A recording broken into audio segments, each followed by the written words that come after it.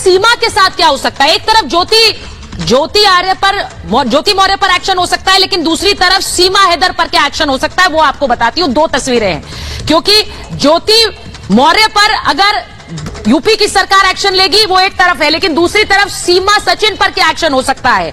पहली तस्वीर यह है कि सीमा कई सवालों में घिरी हुई है, सीमा पर कई तरह के सवाल उठ रहे हैं, सीमा की भाषा को लेकर, सीमा की हिंदी को लेकर, उसके तौर तरीकों को लेकर। मैं आपको दिखाती हूं, इसे हटाइए, मैं आपको दिखाती हूं कि अगर सीमा जासूस हुई तो क्या हो सकता है, क्योंकि ये इन्वेस्टिगेशन जारी है। ये इन्वेस्टिगेशन जारी है कि अगर सीमा जासूस हुई तो क्या हो सकता है, क्या उसे डिपोर्ट किया जाएगा। आपको बताती हूं कि अगर सीमा जासूस हुई, क्योंकि गोपनीयता कानून के तहत उस पर एक्शन होगा, ये इन्वेस्टिगेशन जारी है, लेकिन अभी कोई तथ्य नहीं है, इसीलिए उसे बेल भी मिली है। 7 साल तक की जेल हो सकती है, ये आपको बताऊं, 7 साल तक की जेल। भारत में संपत्ति कुर्क हो जाएगी। अब सीमा की तो कोई संपत्ति है नहीं, लेकिन जिसके साथ वो रह रही है, यानी सचिन और उसके परिवार की संपत्ति न सिर्फ कुर्क होगी, वो भी जेल जाएंगे।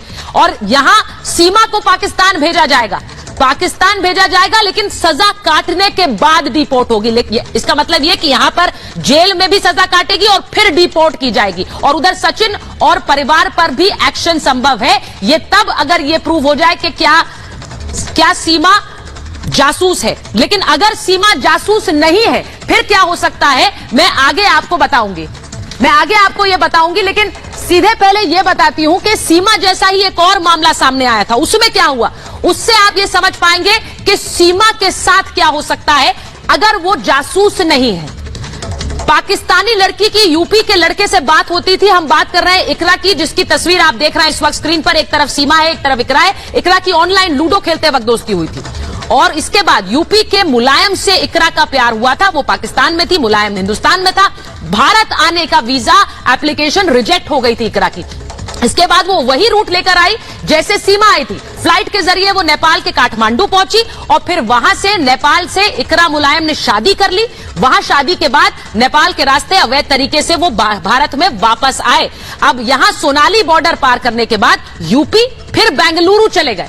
यानी ये सब उसी तरीके से हिंदुस्तान में दाखिल हुए जैसे सीमा दाखिल हुई। बेंगलुरु में इकरा ने अपना नाम रवा यादव रखा, और वहां पर नमाज पढ़ते हुए कुछ लोगों ने उसे देखा, शक हुआ, पुलिस को इसकी जानकारी दी, जिसके बाद इकरा का राज खुल गया। पूछताछ के बाद दोनों को, यानी इकरा और मुलायम को गिरफ्तार किया गया, और उसके बाद क्या हुआ, इकरा को वापस भेज दिया गया पाकिस्तान। तो यह हो सकता है सीमा के साथ भी, अगर सीमा जासूस नहीं है, लेकिन यह साफ हो जाए कि सीमा को डिपोर्ट करना है। यानी दो शर्तें हैं, या तो सीमा जासूस है, या फिर सीमा अगर जासूस नहीं है तो उसके साथ क्या हो सकता है। मैं अपने मेहमानों से आपका परिचय करा देती हूं। मेरे साथ आज कौन है महाभारत में, हमारे साथ बैरिस्टर हुमायूं चड्ढा जुड़ रहे हैं, जो कि पाकिस्तान से जुड़ रहे हैं। राना अली जोहेब जुड़ रहे हैं, पत्रकार हैं, पाकिस्तान से जुड़ रहे हैं। और मेरे स्टूडियो में जो मेरे साथ मेहमान हैं, अवधेश कुमार जी वरिष्ठ पत्रकार हमारे साथ जुड़ रहे हैं, बरखत रेहान जी सोशल एक्टिविस्ट हैं, वेद Bhushan ji farmer ACP studio से हमारे साथ हैं, और हाजी मेहरुद्दीन रंगरेज मुस्लिम स्कॉलर हमारे साथ हैं। लेकिन मैं सबसे पहले एक बार हुमायूं जी आपके पास आ रही हूं। अगर बैरिस्टर हुमायूं हमारे साथ जुड़े हुए हैं, मैं उनसे पूछ रही हूं, बैरिस्टर साहब, जो सीमा के साथ तस्वीर सामने आ रही है, पाकिस्तान में बहुत चर्चाएं हो रही है, लेकिन आज एक हैरान करने वाला फैक्ट आया है सीमा के बारे में।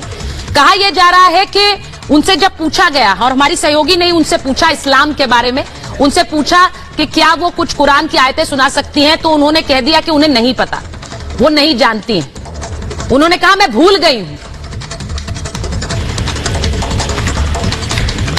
बैरिस्टर साहब आपको देखिए, अब इस बारे में मैं अब क्या कहूं कि अब हर बंदे का जो मजहब है या उसका मजहब के बारे में जो इल्म है वो तो वही बेहतर जानता है। लिहाजा अब इस बारे में मैं भी प्रेडिक्शन नहीं करना चाहता कि क्या वजूहात इसकी हो सकती हैं। बड़े लोग हैं जो मजहब के साथ जिनका ताल्लुक जो है वो बड़ा फर्जी किस्म का होता है, और शायद वो ज्यादा डीपली नॉलेज नहीं रखते मजहब के बारे में, तो इससे उसकी पर्सनैलिटी के बारे में कुछ कहना मेरे ख्याल से कोई मुश्किल बात होगी। अब ये जो मजहबी एक्सपर्ट हैं इस बारे में शायद वो कोई राय दे सकें आपको। कह रहे हैं कि मैंने इसलिए सवाल ये पूछा क्योंकि जिस तरह से उनसे पूछा गया, मैं जरा क्लिप भी चलाऊंगी, हमारी सहयोगी ने उनसे पूछा था सवाल, अगर वो क्लिप आ जाएगी तो जरा चलाएंगे इसे महेश, अगर हम चलाएंगे। लेकिन मैं पहले आपको बता देती हूं कि हुआ क्या। क्योंकि सीमा से सवाल तो बहुत सारे पूछे जा रहे हैं, उनकी हिंदी को लेकर पूछे जा रहे हैं, उन्हें हिंदी उनकी इतनी स्पष्ट कैसे है, इतनी साफ कैसे है। उनसे सवाल ये भी पूछे जा रहे हैं कि वो कैसे 5वीं पास है लेकिन उन्हें इतना ज्ञान है, वो अंग्रेजी के शब्दों का भी इस्तेमाल करती हैं। सवाल ये उठा कि सीमा पाकिस्तानी कलमे से अनजान कैसे है, सीमा को इस्लाम के बारे में कैसे नहीं पता है। उनसे जब पूछा गया कुरान पढ़ने पर, उन्होंने हमसे ही बोला, रिपब्लिक ने उनसे सवाल पूछा और उन्होंने बोला कि मैं अब हिंदू हूं, कुरान नहीं पढ़ूंगी। उन्होंने कहा कि मैं अब नहीं पढ़ सकती हूं। और पहले उन्होंने शायद इस पूरे मामले पर कैसे पर्दा डालने की कोशिश की। जब हमने उनसे सीधा सवाल पूछा तो उन्होंने चुप्पी साध ली थी। उन्होंने पहले कहा कि मैं भूल गई हूं, मुझे आता नहीं है। बाद में जब फिर से सवाल पूछा गया तो उन्होंने कहा कि मैं कुरान सिर्फ रमजान में पढ़ती हूं। और उन्होंने कहा कि अब मैं नहीं पढ़ सकती हूं, आपको सुना नहीं सकती हूं, क्योंकि मुझे अब मैं हिंदू बन चुकी हूं, इसलिए मुझे नहीं सुनाना है। सूरा फातिहा नहीं सुना पाई सीमा, ये भी मैं आपको बता रही हूं। अब इसके मायने क्या समझे जाए। मेरे साथ एक बार हाजी जी स्टूडियो में आ गए हैं, बरखत रिहान स्टूडियो में। मैं हाजी साहब आपसे पूछ रही हूं, बैरिस्टर साहब से भी मैंने पूछा, पाकिस्तान से जुड़े हैं हमारे साथ, लेकिन हिंदुस्तान में भी और पाकिस्तान में तो मुझे लगता है कि हर किसी को पता है, हिंदुस्तान अगर आप मुसलमान हैं तो आपको अगर कहा जाए कि कुरान की कोई आयत सुनाई जाए, मुझे लगता है बच्चा बच्चा सुना पाएगा। ये मुमकिन है कि ना सुना पाए?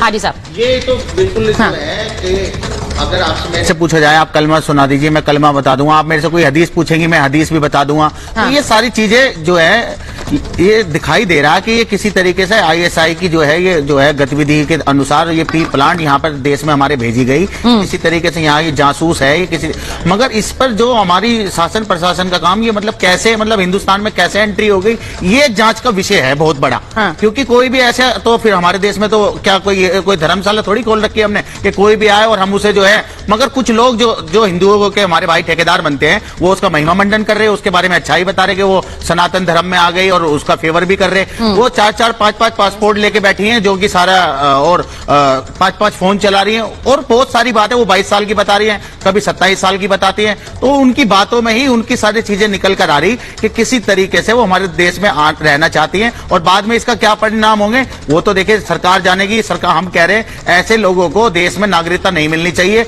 ना ही उनका कोई समर्थन करना चाहिए, उन्हें जेल में डालना चाहिए। आप ये कह रहे हैं समर्थन नहीं करना चाहिए, ये आपकी बात है।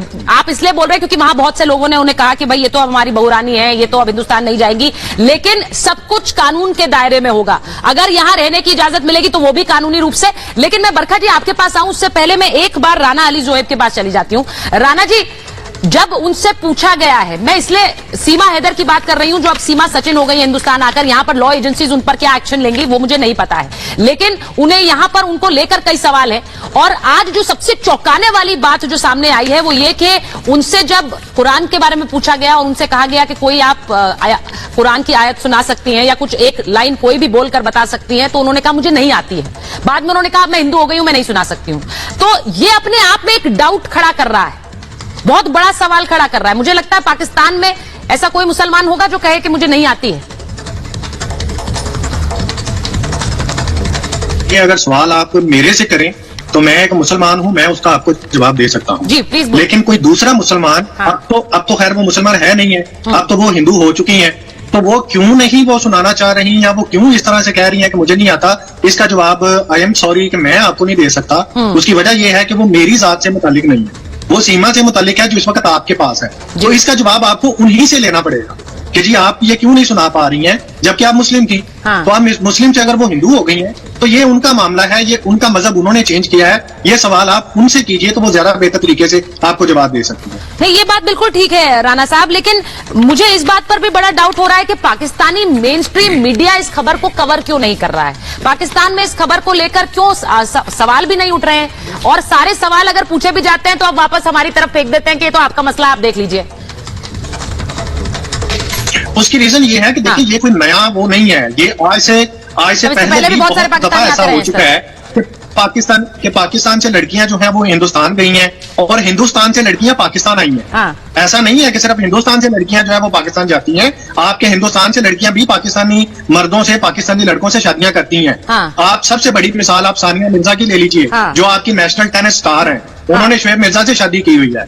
तो ये एक सिलसिला जो है वो चलता रहता है। लेकिन उन्होंने तो पूरी दुनिया को बताकर शादी की थी ना, उन्होंने पूरी दुनिया को बताकर शादी की। वो रहती दुबई में थी, अब तो उनका निकाह नहीं है। लेकिन मैं आपसे, हाँ, वो दुबई में रहती थी। रूटीन और नॉर्मल लाइफ की बात है, लिहाजा इसको अगर एंगल डिफरेंट एंगल नहीं सर, नॉर्मल नहीं है। हिंदुस्तान नॉर्मल इसलिए नहीं है क्योंकि कहीं छुप कर आना, किसी देश में इलीगली एंटर करना और सानिया मिर्जा की कहानी में बहुत फर्क है। तो दोनों को कंपेयर मत कीजिए ना सर, दोनों बिल्कुल इनकंपेरेबल है। आपका एक हिंदुस्तान का लड़का है हामिद निहाल अंसारी, आपको याद होगा। जरा उसकी स्टोरी पढ़ लीजिएगा। मैंने उस पे स्टोरी की थी कि वो किस तरह से पाकिस्तान में दाखिल हुआ था।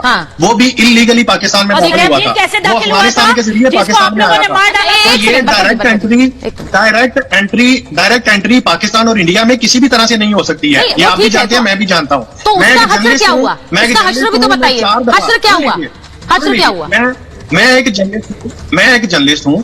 4 दफा मैं आपके हिंदुस्तान को विजिट करने के लिए वीजा अप्लाई कर चुका हूँ, आप रिजेक्ट कर चुके हैं। तो लिहाजा मजबूरी क्या होती है? फिर जिसने जाना है वो इसी तरह के रास्ते जो है वो अपनाता है। वो नेपाल से आप अपनाएंगे क्या? पाकिस्तान से चला जाएगा सर, आप अपनाएंगे? से चला जाएगा। नहीं, आप अपनाएंगे क्या सर? एक मिनट हाजी जी, एक सेकंड हाजी साहब, एक मिनट। नहीं, वो कह रहे हैं कि मैं विजिट करने आता था, मुझे वीजा नहीं मिला, तो क्या अपना? आप तो नहीं करेंगे ना ये। अगर आपको वीजा नहीं मिलेगा तो आप इलीगली आएंगे क्या हिंदुस्तान में? मैं भी वीजा अप्लाई करूंगी, मेरा वीजा को रिजेक्ट कर देंगे आप, तो मैं इलीगली आ जाऊंगी। मुझे प्रपोजल आ जाता है तो मैं इलीगल रास्ता इख्तियार कर लूंगा। आपके चैनल पे बैठा कह रहा हूँ, कहीं किसी लड़की को मुझे प्रपोजल भेजे, मैं आ जाऊंगा। आप इसे बहुत कैजुअली, आप इसे बहुत मस्खरापन इसमें दिखा रहे हैं। ये इतना आसान नहीं है। और मुझे लगता है कि आप जो बात कह रहे हैं कि कोई लड़की को प्रपोजल भेज दीजिए और ये सब बातें, ये आप, मैं इस पूरी कहानी को, इसको बहुत गंभीरता से देखना चाह रही हूँ। ये मैं मानती हूँ कि इलीगली अगर एंट्री हुई है तो हमें बहुत सारे चेक्स एंड बैलेंसेस को देखना होगा बरखा जी। लेकिन इसी के साथ साथ ये कह देना कि भाई देखिए कोई तरीका नहीं है तो ऐसे ही घुसेंगे, अरे भाई क्यों घुसना है? लीगल वेज है। आप ये मान रहे हैं कि ऐसे नहीं है तो इलीगल तरीके से घुस जाओ। बरखा जी, सुचारिता जी, मेरी देश की डायरेक्ट एंट्री नहीं हुई है, आपका ओवर हो चुका है। Let me speak. बरखा मेरा नाम है, ठीक है? आपका ओवर हो चुका है। मैं ये कहना चाहती हूँ यहाँ पर सबसे पहली बात, मेरा देश सर्वोपरि, मेरे देश की सुरक्षा के बारे में बात हो रही है। सुरक्षा के साथ कोई कॉम्प्रोमाइज नहीं, चाहे वो कोई भी हो। रही बात सानिया मिर्जा को, इनकंपेरेबल, इधर कोई कंपैरिजन नहीं हो सकता। ये लड़की कितनी शातिर है, इसकी जांच एजेंसियों द्वारा जल्द से जल्द कार्रवाई होनी चाहिए, जांच होनी चाहिए। अगर वो जो भी गिल्टी, मैं कोई यहाँ पे नहीं बैठ करके बता रही कि वो क्या है क्या नहीं है, लेकिन हाँ उनकी बॉडी लैंग्वेज, उनकी फ्लुएंसी फॉर हिंदी, उनकी साड़ी, अटायर, बॉडी लैंग्वेज, माथे में सिंदूर, तुलसी के आगे खड़े होकर के फोटो खिंचा लेना, कुरान भूल जाना, ऐसे लग रहा है जैसे कोई सब चीजें फीड थी। 6 मोबाइल, इतने सारे इलेक्ट्रॉनिक गैजेट्स को हैंडल करना आसान है? आप ये दिखाइए, एक मोबाइल हैंडल नहीं होता हमसे। एक मोबाइल का रिचार्ज और उसको करने में, उसे मेंटेन करने में तो पूरा दिन लग जाता है। ये 6 मोबाइल, पता नहीं कितने आधार कार्ड, कितने सिम कार्ड, कोई व्हाट्सएप चैट को डिलीट कर रही हैं, कोई डिस्ट्रॉय कर रही हैं। तो इतना शातिर माइंड, ये कहाँ 5वीं क्लास? मुझे बरखा जी उस बात पर आपत्ति है, और मैं ये अवधेश जी आपसे भी कहूंगी, राणा जी के उस बात पर आपत्ति है कि उन्होंने कहा कि भाई हमें तो लीगल वेज नहीं मिलते हैं, ये बहुत आप वीजा नहीं देते हैं तो हम इसी तरह इलीगली एंट्री करेंगे। राणा जी, आपके स्तर पर, एक पत्रकार के स्तर पर, मुझे लगता है ये अगर आप ये खुलकर बोलेंगे इंटरनेशनल टेलीविजन पर, तो मुझे लगता है पाकिस्तान के लोग ऐसे ही सोचते होंगे भाई लीगली एंट्री करो इंडिया में। बहुत गलत है, वीजा नहीं देते हैं, बहुत गलत। अभी नहीं देते हिंदुस्तानियों को वीजा, बिल्कुल। उसमें क्या है? इनके हाथ देते भी है ना, तो लाहौर तक का तो मिल जाएगा, लेकिन आपको इस्लामाबाद जाना हो, कराची जाना हो, तो उसका वीजा तो पाकिस्तान देता ही नहीं है। और वजीरिस्तान और बाकी उस क्षेत्र का तो वीजा ही भारतीयों को नहीं मिलता है। बहुत कठिनाई से वो होता है। देखिए इस समय जो पाकिस्तान की चुप्पी है और वहां के बुद्धिजीवी पत्रकारों का जो स्टैंड है, वो स्टैंड ज्यादा इसको सशंकित करता है आम भारतीयों को लेकर के।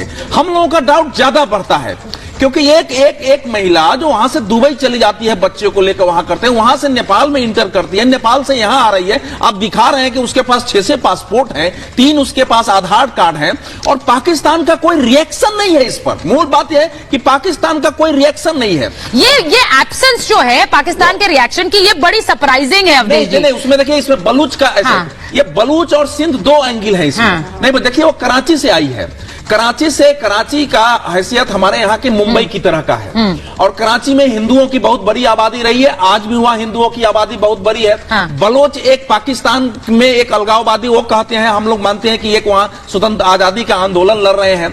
तो बलोचों को लेकर के इस समय आम पाकिस्तानियों के अंदर जो भाव है ना कि इनको मरने दो, इनको जाने दो, इनका कोई मतलब नहीं है। और उनको पाकिस्तान में जो कुछ मुख्य धारा की पॉलिटिक्स में है, उनको तो थोड़ी बहुत प्रतिष्ठा है, लेकिन आम बलूचों की स्थिति वहां बहुत भयावह है। दूसरा ये उस जगह से आई है, मैं अवधेश जी मैं एक चीज अटैक हुआ अभी। हाँ, मैं एक चीज एक सेकंड मैं एक चीज भी कहना चाहती हूँ कि हम ये मानकर भी चल सकते हैं कि भाई वो वाकई प्यार में पड़कर आ गई हूं। अगर मैं ये मानकर भी चलूं तो भी वो डिपोर्ट की जा सकती है और किसी भी समय कोई बड़ा एक्शन हो सकता है, ये हमें याद रखना चाहिए। मैं किसी तरह का कोई तमगा भी नहीं देना चाहती कि ये जासूस है। बहुत से लोग हिंदुस्तान में ये सोच रहे हैं कि कैसे आ गई, कैसे आई है। नहीं, इकरा का जिक्र मैंने थोड़ी देर पहले किया, शी वॉज डिपोर्टेड, उनको डिपोर्ट कर दिया था। इसको भी करना चाहिए, उनको डिपोर्ट कर दिया गया था। तो ऐसा कुछ नहीं है कि ये डिपोर्ट नहीं हो सकती है। ह्यूमैनिटेरियन ग्राउंड पर भी, अगर ह्यूमैनिटेरियन ग्राउंड पर भी अगर वो सच में सच्ची हो और आई हो तो उनके साथ क्या होता है। एक बार मैं जरा बता देती हूं कि कैसे उनकी सिटीजनशिप को लेकर, ये यहां पर भारत में रहना है तो उन्हें यहां का नागरिक होना होगा। और उसके लिए क्या है, पाकिस्तानी भले ही है लेकिन सिटीजनशिप, यहां पर आने के लिए उनको वीजा चाहिए। कम से कम 7 साल भारत में उन्हें रहना होगा। 7 सालों के लिए भी वीजा जरूरी होगा। उसके बाद आवेदन करने के योग्य होंगी वो सिटीजनशिप के लिए। और सीमा की नागरिकता पर तब जाकर विचार होगा। सिटीजनशिप एक्ट की शर्तें उन्हें माननी होंगी। पाकिस्तानी भले ही हिंदुस्तानी से शादी कर ले, उसका मतलब यह नहीं है कि पाकिस्तानी को यहां पर सिटीजनशिप मिल जाएगी। और सीधा सबसे जो एक कार्रवाई होती है वो डिपोर्टेशन की होती है, यानी वापस पाकिस्तान भेजो, वो हो सकता है। लेकिन मैं ये कह रही हूं कि अगर इतना आसान है, वेदभूषण जी, अगर इतना आसान है हिंदुस्तान में आना, अगर ये आ गई है तो कोई भी आ जाएगा। अब तो बहुत से लोग सोचेंगे वहां पे राणा जी कह रहे हैं हम भी इलीगल रास्ता अपना सकते हैं, हमें कोई प्रॉब्लम नहीं है। ये कोई गदर फिल्म की शूटिंग नहीं है। हाँ। ये सीमा है, ये पाकिस्तान की सीमा है, भारत की सीमा है। हाँ। ये सीमा का विवाद है, ये आम सीमा नहीं है। क्योंकि ना हिंदू मैरिज एक्ट में इसका कोई प्रोविजन है, क्योंकि ना उनकी शादी यहाँ पर हो सकती है, क्योंकि ये नागरिक नहीं है यहाँ की। हाँ। वो पाकिस्तान की नागरिक है, पहले उनको यहाँ की नागरिकता लेनी होगी, पूरी प्रक्रिया करनी होगी। और हिंदू मैरिज एक्ट में जो सारे प्रोविजंस हैं, ये पबजी और फेसबुक से देश नहीं चलता। हाँ। देश चलता है कानून से, देश चलता है संविधान से। इनके खिलाफ FRRO ने पासपोर्ट एक्ट का मुकदमा दर्ज किया है, जिसमें ये अदालत से बेल पर है। हाँ। तमाम इन्वेस्टिगेशन अभी जारी है। डिपोर्ट तो आज नहीं तो कल हो ही जाएंगी, क्योंकि कोई ऑप्शन नहीं है। ये कोई ऐसा गेट नहीं खोल दिया हिंदुस्तान ने कि यहाँ कोई भी आए और कोई भी शादी करके रहने लगे। लाखों सीमाएं तैयार बैठी हैं। हाँ, ये जरूर कहता हूं मैं कि इस सीमा ने पाकिस्तान की हकीकत को एक्सपोज कर दिया है कि पाकिस्तान क्या है। वो बता रही है चीख चीख कर सीमा कि वहां महिलाओं की क्या दुर्गति है, बलोच में महिलाओं को कैसे परेशान किया जाता है। बहुत सारी चीजें हैं। ये NRC CRC किस लिए हंगामा हो रहा था? ये जो यूनिफॉर्म सिविल कोड है इसीलिए तो ला रहे हैं, इसीलिए तो जो सिविल कोड की चर्चा है पूरे हिंदुस्तान में हो रही है, जिसका तमाम विरोध किया जा रहा है। CA/NRC का क्यों विरोध करा गया? इसीलिए विरोध करा गया। आज सीमा ने एक्सपोज कर दिया है पाकिस्तान को। देखिए ये डायरेक्ट रूट, अगर मैं कह रही हूं अगर ये डायरेक्ट रूट की तरह देखा जा रहा है। मैं एक बार बैरिस्टर साहब के पास जाऊंगी, हमारे साथ जुड़े हुए हैं। बैरिस्टर साहब, मैं उम्मीद कर रही हूं आपको हमारी आवाज आ रही है। जो बात अभी राणा जी ने कही कि इलीगल रास्ता है और हम उसे अपना सकते हैं, शायद उन्होंने बहुत ही मजाकी अंदाज में कहने की कोशिश की, बट इसको बहुत लोग पाकिस्तान में क्या सीरियसली ले रहे हैं क्या? ये एक तरीका है हिंदुस्तान में घुसने का। इस तरह का कोई रिश्ता हो, वहां पर आप शादी कर लें और उसके बाद आप पाकिस्तान से यहाँ हिंदुस्तान आ सकते हैं और रह सकते हैं। मैं फिर कह रही हूं, यहां चर्चाएं इस बात को लेकर है कि क्या सीमा कहीं कोई एजेंट तो नहीं है, कोई जासूस तो नहीं है।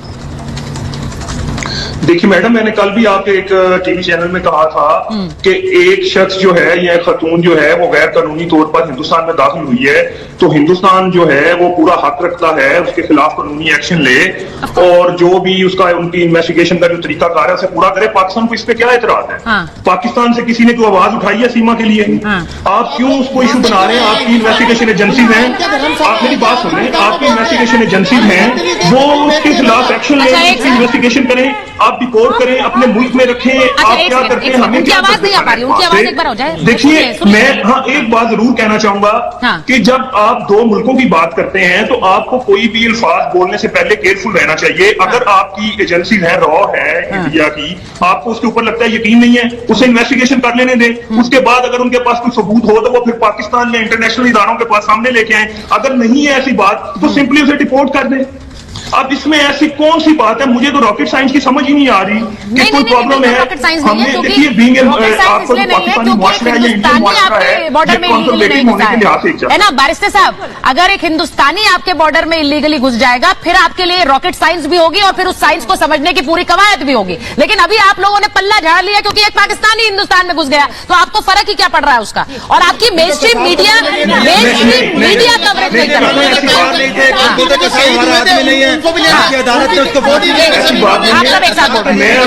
मैं बात को समझाने की कोशिश करता हूँ। असल में देखिए, बात में 1 अरब आबादी है इंडिया की, 1 अरब से ज्यादा, भारत में और पाकिस्तान की आबादी 20-25 करोड़ है। अगर 20-25 करोड़ में जो पहले जबकि ये इल्लीगल तरीके से आई है, और वहाँ पाकिस्तान में क्या हो रहा है, हिंदुओं को गालियां दे रहे हैं, उनके मंदिरों को तोड़ने की बातें कह रहे हैं, उनकी महिलाओं को रेप करने की बात कर रहे हैं, उनके पुरुषों को मर्डर करने की बातें कर रहे हैं, ऐसी बातें उठ रही हैं। ये आज भी पाकिस्तान हमारा दुश्मन था, और आज भी है, कल भी था, और कल भी रहेगा। ये बहुत गलत है, बहुत गलत है। पाकिस्तान हमारा मीडिया तो कम से कम बात तो करे। आप देखिए सुचारिता कितना बड़ा शो लेकर के आई, कितने अच्छे सवाल पूछ रही हैं, और यहाँ आप पाकिस्तान के जर्नलिस्ट कह रहे हैं प्रपोज भेजो मुझे, मैं भी आऊंगा इलीगल तरीके से। क्या एक बार दे रहे हैं आप यहाँ बैठ करके? ऐसे बातें आपको शोभा देती है, ये संदेश देना चाहते हैं आप? राणा जी ने जो कहा है ये राणा जी को ले, चले आपने बात कर दी है, मैं अपनी बात मुकम्मल कर दूं। देखिए, राणा जी और अवधेश जी, नहीं है, सिंपल सी बात है मेरी। आपके यहाँ की लड़की क्यों भाग रही है? क्या इस लेवल पर हम डिबेट करेंगे?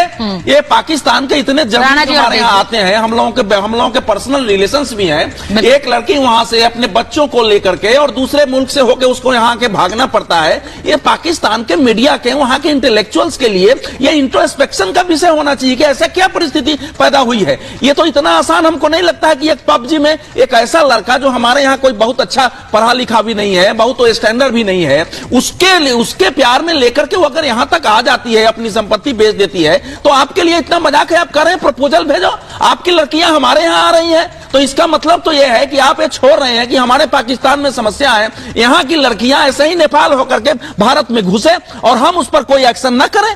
तो ये जो भाषा है, इस भाषा के स्तर पर तो फिर यही होगा हमारे देश में।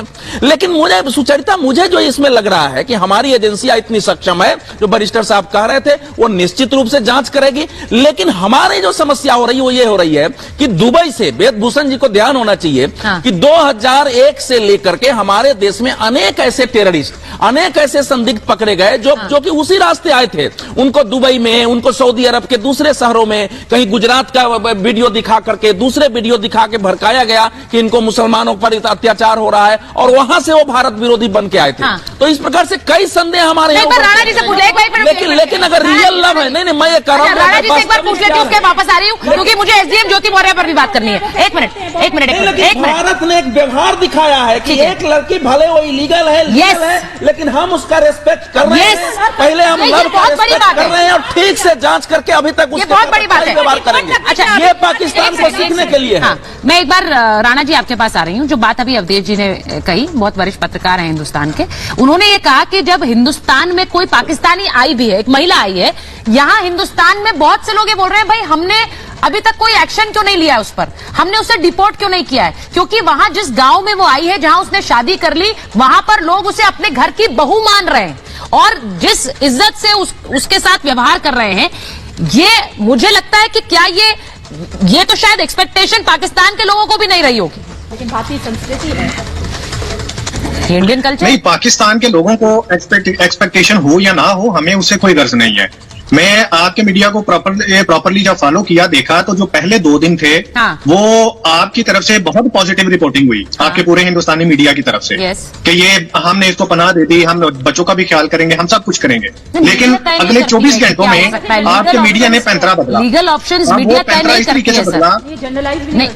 मेरी बात कंप्लीट हो गई। आपके मीडिया ने, आपके नजरिए में पैंतरा बदला, तो पैंतरा ये बदला कि अब वो आपकी नजर में जैसे बैरिस्टर साहब ने बात की, जैसे बैरिस्टर साहब ने बात की, मैं भी उसी बात को आगे करूंगा। क्या मैंने आपके शो में ये कहा कि आपने उसको अरेस्ट क्यों किया? क्या मैंने ये कहा कि आप उस पर इन्वेस्टिगेशन ना करें? ऐसा कुछ भी नहीं कहा। मैं तो खुद कह रहा हूँ आपको। नहीं, आपने जो कहा वो तो 2 कदम आगे था ना राणा साहब। आपने तो 2 कदम आगे जाकर कह दिया कि मुझे वीजा नहीं मिला, मैं तो इलीगली आ जाऊंगा। आप तो ये कह रहे हैं। आपने मैं उसका जवाब दे रहा हूँ, मैं उसका जवाब दे रहा हूँ। मुझे आप ये जवाब दीजिए, क्या सीमा पाकिस्तान और इंडिया के किसी बॉर्डर से क्रॉस हुई है? क्या वो पाकिस्तान के हदूद से इंडिया में दाखिल हुई है? इसका जवाब है नहीं, वो दाखिल हुई है नेपाल से। तो आपकी ये लड़ाई बनती है नेपाली गवर्नमेंट के साथ। आप उनसे पूछें कि उनकी एजेंसीज, उनकी फौज ने आपसे यार राणा जी आप समझ नहीं रहे, राणा जी आप समझ नहीं रहे मैं क्या कह रही हूँ। राणा जी, अरे कितने स्लीपर सेल यहाँ पे इंडिया में है जो बॉम्ब एक्सप्लोजन कर करके कहा क्या रखिए प्लीज, एक मिनट रुकिए। राणा जी, मैं आपसे ये कह रही हूँ, मैंने आपको यहाँ शो में इन्वाइट इसलिए नहीं किया कि मुझे आपको अक्यूज करना है sir. I think you are getting it wrong. मैं आपसे यहाँ पर इस बात